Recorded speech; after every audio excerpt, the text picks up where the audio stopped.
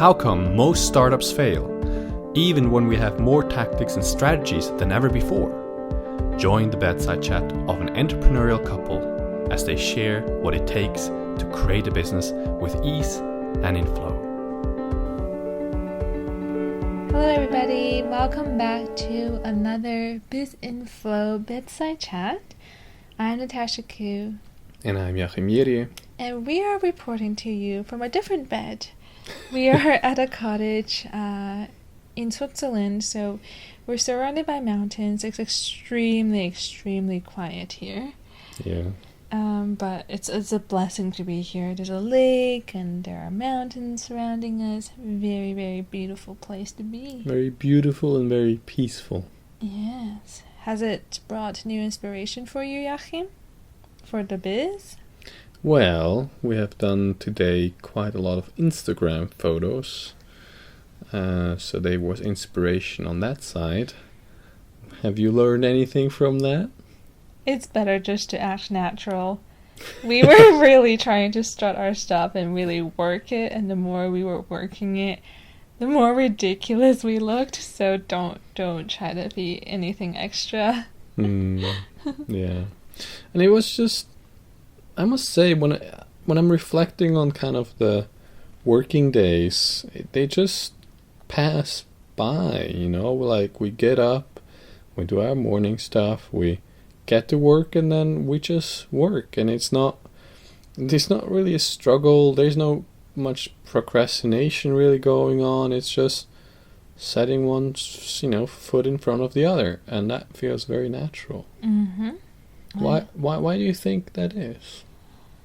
Why do I think that our business is natural so far? And that it's so easy for us to just work. Okay, I do believe that it has to do with the alignment we have. Tell me more. What do you mean by that? Well, how do I say? We are here building a personal brand, and we're here to build a business that's right for us. So, yes, we have a lot more contemplative and reflective moments probably than the average business owner or entrepreneur.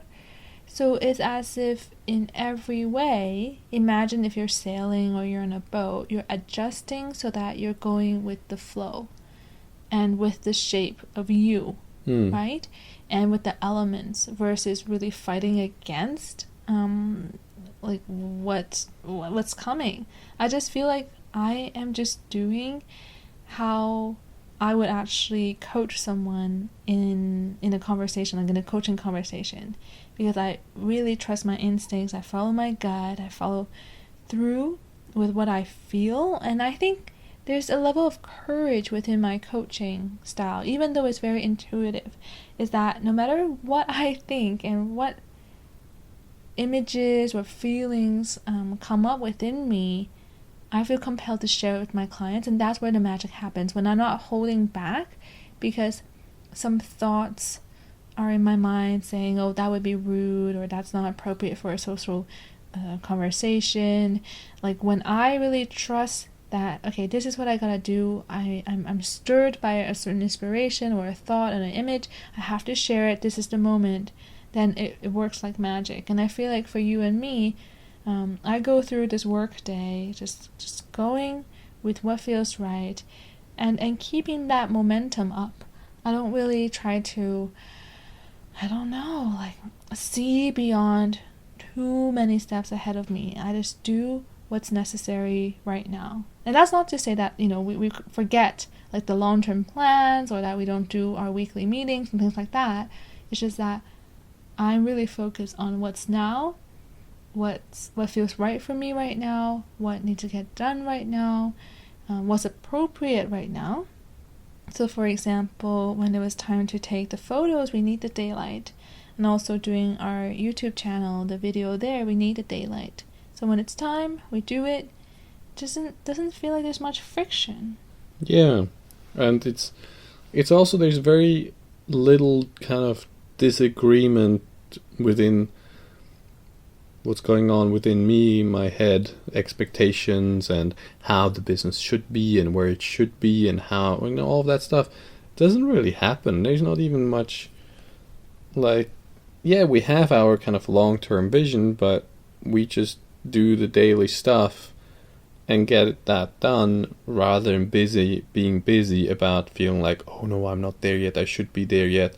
There's very little pressure of having to perform in any certain way, and I feel like we are actually performing a lot better than when we would be thinking about that. Mm-hmm. That reminds me of a coaching conversation I had with a client recently, because there's something that she really, really wants in her life, and she doesn't have it right now. And it's one of those things where, yes, you can do your best to look for it, but ultimately it's not something that you can force or you can make happen. So anyways, I was talking to her about that, and in the first conversation, what I noticed is that her experience of the world is not just reality itself, but it's through the lens of what's missing. So she would sit in her living room by herself after work or whatever it is, and then she would just kind of imagine, like, oh, someone should be here, or this should be happening, I should have that. So it's as if she's in her living room, she's at home, but she's not seeing her living room and herself, with a roof over her head and with all the furniture and things that she does have. What she sees is like this negative space of where things should be that she doesn't have in this moment. So it makes it into a really unpleasant place to be, just being in her own home, because that's all she can see. But it's not real, right? She's projecting that negative space of like the person that should be there and what should be happening, but that's not real. And to live from that place and to feel all the emotions that come with imagining how things should be and constantly seeing reality as what you want it to be, that I know cost her a lot of I don't even know how to describe the emotions that come with that, but a source of like emptiness and sadness and comparison to other households or other people who do have what she wants, and the list just goes on. And when you give that example, there's all those self-referring thoughts that pop up. Where she is dissatisfied of not having something in her life, so there is a self-referring thought always popping up. And I think when you actually, no, I don't think it's when you pause and you pay attention to the stream of thoughts that kind of come up, it can be quite useful to just realize how many of those thoughts are kind of self-obsessed and referring back to your life, your skills, how you look, your body, and all of that, and how much criticism might be there or how much dissatisfaction can be there. Because they just happen and we are so unaware of them, then when we get dissatisfied, it just seems natural. We don't realize that we are reacting actually to the stories they're playing in our head. And that's the whole point of that session or that conversation, is to point out, do you actually realize that you see reality in this way? Or are you so used to this dissatisfaction, this bitterness, and this emptiness that you don't know anything else? It seems like there's nothing else in the world but the thing that you're constantly searching and looking for. And that's tough, I gotta say. If you're looking at the world in this way, always in what's lacking, what's missing, what you need to look for, what you gotta work for, that takes a lot of energy and time. Yeah, and it's a self-perpetuating story, because it will always find something that is not there. So you get something, but then there's the next thing that you don't have, or you do get it and it's not as you expect it to be. there's always going to be a disagreement. So trying to fulfill that inner conflict and get yourself what that stuff is telling you should get, it's not gonna work, because then it's just gonna switch to the next thing and disagree there, and so it just keeps perpetuating itself over and over. And when you actually pay close attention, it's like a maniac. That voice, that story is like, this is not good. Well, you get it. Oh, actually I didn't want that, I wanted something else. And becoming aware of it really changes the pattern, because it just can't keep playing out the same way than when you're completely unaware of it. And this is extremely significant in business. I don't know about your experience, Jachym. You better share that yourself. For me, when I'm constantly looking at my business, and I'm constantly looking at, I'm missing the mark, I'm still not meeting the goal yet, I'm still not there, and I get more and more and more fixated on, I guess, that, what do you call it, when there's that space, the gap between where you are now and where you wish to be. When you're so fixated on that, it's as if that's what I'm completely obsessed about. Like, I can't stop thinking about it. I can't stop trying every which way to force that gap together. And yes, it might seem like the more you think about it, the more energy you put into it, the better you would be the better you would be able to resolve the problem. But that's not the case, because if you're so fixated on the gap, then you're actually not looking or keeping an open eye for opportunities that are greater than just making that gap smaller. Does that make sense? It does make sense, yeah, and it kind of brings up the whole point where we're, talking to my brother, and he was asking us about our goals and the specifics, and where do you want to be in 3 months, where do you want to be in a year, where do you want to be in 2 years, in 3 years, 5 years, and whatever. And I thought, yeah, that could be a good kind of thing to set those kind of goals. But at the same time, I'm thinking, well, we have a general direction, and we're reviewing that direction in a fairly timely manner and going over it. Do we really need to have super specific goals? I know that's kind of the general, how do you call it? The general paradigm in the world, and in entrepreneurship, to have like specific goals and all of that. It's quite linear. Like, I want to get there, I need to go from here to there. Punct. Right? Yeah. Right? But I just don't know how useful that is. Because it is good to have a direction, don't get me wrong, that's definitely very good. Yet I also believe it's good to be very flexible and open and see, when opportunities, as you said, opportunities arise, and when you're super, super fixated on a goal, you might just completely miss that opportunity, and that opportunity might be even better than what you originally thought that you want to do. Yeah, and that exact thing happened to a coach that you were working with, like early on in your career. He was using hypnotherapy as his main tool, and he mainly had one-on-one sessions and some seminars. And so he thought that was his business model, and that's what he needed to keep growing. And then at some point, he was invited to go to a foreign country to teach at a conference, and he was offered that like multiple times. And of course, if you're on in front of a stage at a pretty good conference, then you'll get leads and that'll generate business.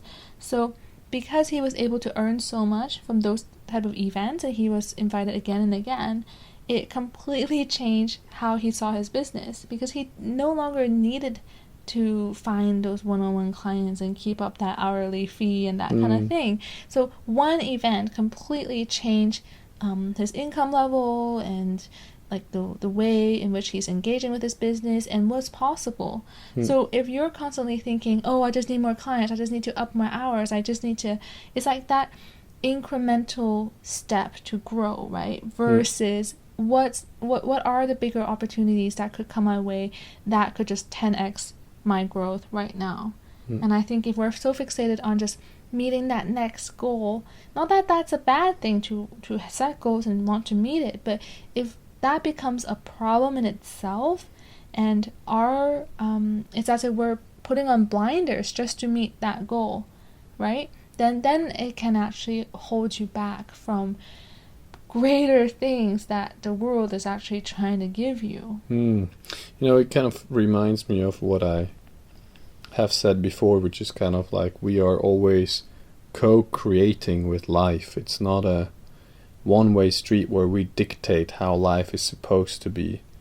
And I think, at least for me, there's just a level of trust that what we're doing, it's going to be all right, and we're going to make our way, might adjust on the way, but it's going to be all right. There's no kind of thing, I have to have complete control over every single step, and I need to reach this goal by this time and have it, and all of that, and if it doesn't, then, all this horrible things happen or whatever. That's not really the case. So, yeah, it's just something that's, by the way, completely a fresh new thought about the whole goal setting. I didn't think about that before this podcast. It just came up during this podcast. But yeah, it's an interesting thought. One thing is to set goals and to work towards something, and I'm all for that, really, to work towards something. Yeah. Especially when you have a team, you absolutely need that. Sure. Where are we all heading towards, right? Yes, absolutely. I think that's really important for leadership, to know where you're guiding people, what your vision is, and to be very clear about that. Yeah, I mean, I want to clarify, I'm not bashing the idea of goal setting or say it's wrong or anything like that. I'm just thinking about kind of more the flexibility. I guess goal setting actually by itself, and even like making clear timelines and all of that, is not really bad. The problem comes more when we become very rigid with this kind of stuff, and we have kind of a tunnel vision. I think that's where it can become a bit problematic. Yeah. And another issue that could come about is also something that Gary Vaynerchuk shares quite a bit, because he shares a lot about patience, saying how this entrepreneurial journey, it takes a lot of patience, because a lot of the times it's going to take a while for things to get off the ground, or for things to really take traction and to grow at the rate that you want it to. So he often asks, what's the hurry? Sure, you might want to earn money now to cover your expenses, to live from it, at least have some kind of minimal income or profit, right? That makes sense. Go do that, right? Execute what you can, make that happen. But if you're like hurrying and you're rushing and you just can't wait to set bigger goals and bigger goals and bigger goals and to get it quicker and quicker, then what's the rush? Like, why are you doing that? Why aren't you okay with the pace that is currently going in? Like, what is the rush, and why do you need to do that? And from Gary Vaynerchuk's point of view, he always says, if you're doing that, if you're earning money and then you're using it, especially on yourself, or to buy certain things, or to, improve your life like really quickly, and you can't get enough of it and you want more and more of it more quickly, then he's like, you just want to prove yourself. You just want to prove something to the world. You're in a hurry because you can't stand where you're at right now. And that's a problem. That's a problem because it's an internal thing. And you're just going to keep trying to do your business, and you're not going to make good, sound, long-term business decisions because you want to use it to prove something. So there's also that aspect of, if, it's never enough, right? If the goals keep changing and you need it quicker, and there's this urgency in you, like it's never enough, like what's the next thing, then why are you feeling that way? Like what's behind that? Why is it such a hurry? What are you trying to prove from that, right? And we forget that the future is built now. Your daily actions are the things that can create, or are creating, that can create, but are creating your future business, your future cash flow, and all of that. So being stuck in your head, thinking about the future, struggling with the now, being in the hurry to get out of where you're at right now, is probably not the most functional place, because it's the action, it's the consistent action that you take daily that is shaping the future. And so actually, when I'm reflecting on us, it looks to me quite like a functional place where we keep taking the actions that are required in this very moment, and we're building it, and we're building, and we're building every day. Yep. And when it comes to goals, I just realized something. It's great to set a goal and you're feeling good about it, it feels right. Go ahead and do it. But then sometimes we renew that goal. It's like that idea I just shared, right? You finish a goal and you're like, okay, what's next? Let me like do that more, like, or double or quicker, you know? But you probably created that goal some while ago, and you had a certain understanding of yourself, the world, your business, and the market then. So does it make sense to keep on pursuing a similar goal, right? Or that goal like 2 times or whatever. Like, do you actually want to do that? And because this is something that we find, is that people start with a goal because maybe they've been told, or they kind of sort of know from somewhere that, oh, it's a good thing to track, it's a good thing to work towards. But then they don't know that limit. It's not that, we're here trying to tell you, no, don't aim for more. But it's, what do you actually want to aim for? Because when you start aiming for more and more and more, that comes with its own pressure and responsibilities, and even like financial investment and people underneath you that will be working for you, and just a scale, right? Things are going to grow in a way that I guess you can't even imagine, because you grow one aspect of your business, that could mean that other aspects of your business must be, what do you call it when it's you have to support it? It's like additional things that you have to add on to it to support that, right?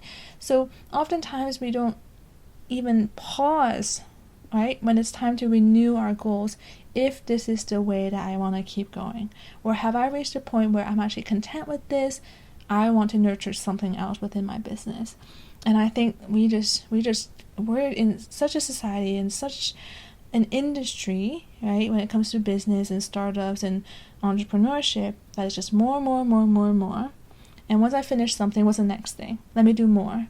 And I think it's really, really, really important for us to slow down once you do achieve something, or even halfway through.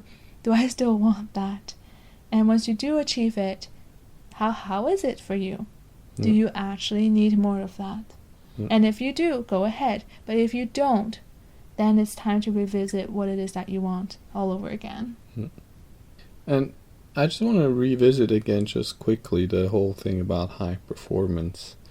Because when you actually look at people who get great at something, not everyone, but the ones that really get brilliant at something usually are the ones that are enjoying what they're doing. And because they're enjoying what they're doing, they're taking the action, they're spending all this time and energy in it. They're not spending time struggling in their head, disagreeing with what is, thinking, oh, I'm not there yet, I should be different, I should be there, and all of that, and putting all that pressure on themselves.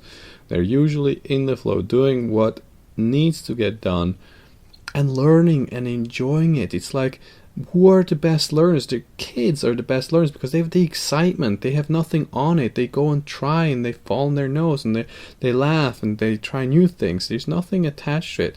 And that's when we are at the best, is when we have this kind of more playful attitude, and we don't take it so goddamn seriously.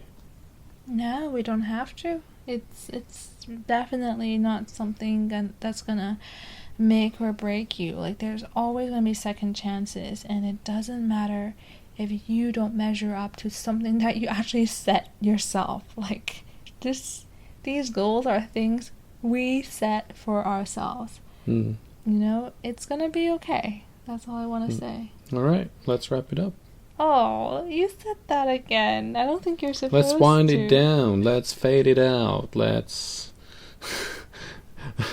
What are other ways? Let's end it. Let's end it, Jachym. What are you saying? Let's do the epilogue. Let's do the summary. I definitely don't want to end it. No, with you, if someone I'm saying. I hope that's what he's saying. Okay, so thanks for joining us today. I really hope that this episode has given you some new perspectives on what goal setting actually is, what the norm is when it comes to goal setting, and how we view it, and how you should perhaps view goals as something that you just set for yourself. It's nothing other than something that could be guiding us, guiding our team, guiding our organization, but we have the power to change it anytime we wish to. We're not bound to it, and it's not written in blood, and it's okay if we change our mind, it's okay if we veer out of the path, and it's okay if you achieve it, that you want to pivot, and you feel that, okay, that wasn't the right goal for me. Let me rewind. So there's a lot of flexibility that you can have as a solopreneur, and we wanted to highlight this aspect of goal setting for you. So I hope that this really was helpful to you, and that it opens your eyes up to a completely new way of seeing how you can work, and what types of motivations can actually be behind your goal setting and emotional process of this whole journey. So, thanks for being here. Thank you, and good night. He's so ready for bed each time, isn't he? So, have a good night, everybody. We're off to bed, but we'll be back tomorrow. And please, please share this podcast with anyone who you think is just so rigid, so crazy, so mad about goal setting, and maybe they need a little chill pill. So share this episode with anyone who you think would really benefit from it. Otherwise, we'll hear from you tomorrow. Bye. Bye, good night.